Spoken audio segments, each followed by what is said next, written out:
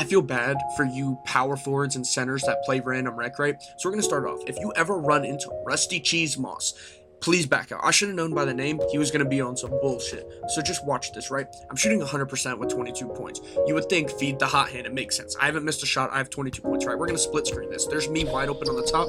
There's this guy on the bottom. These two players are the worst players I have ever seen in my entire life. Just look at this. He's going to over dribble it. And you see me at the top? I'm still wide open for a no-dip jumper. You can even hit me on the bailout with no shot clock.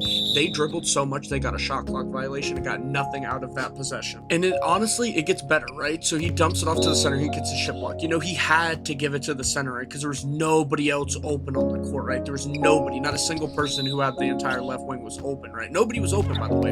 And so, look, I get a block. And, you know, you're normally supposed to reward your power forwards and centers for doing something. But no, he actually pulls it. And, you know, it's all right, dude. You know, I was leaking and I was covered. You know, he was behind me. I was covered. I never would have gotten the ball in the first place. It would have gotten blocked into the stands, right? Because I was so smothered. And he gets the ball back again. You know, he's comboing up. He has to score here. Game is on the line right here. Shot clock winding down. He pulls it, right? You guys didn't hear the shot clock? There was nobody else open. You know, there's nobody else open. You know, somebody who's not shooting 100% from three off catch and shoot jumpers with the whole left wing open. Yeah, I'm covered, by the way. It's fine. He could go ahead and pull it because I'm covered. And you see the fate of the game lies in his hands right now. You know what they say, when I get take over, the game's over. You know, he has to score here, otherwise we lose. The AI's playing terrible defense, you know, wide open shot.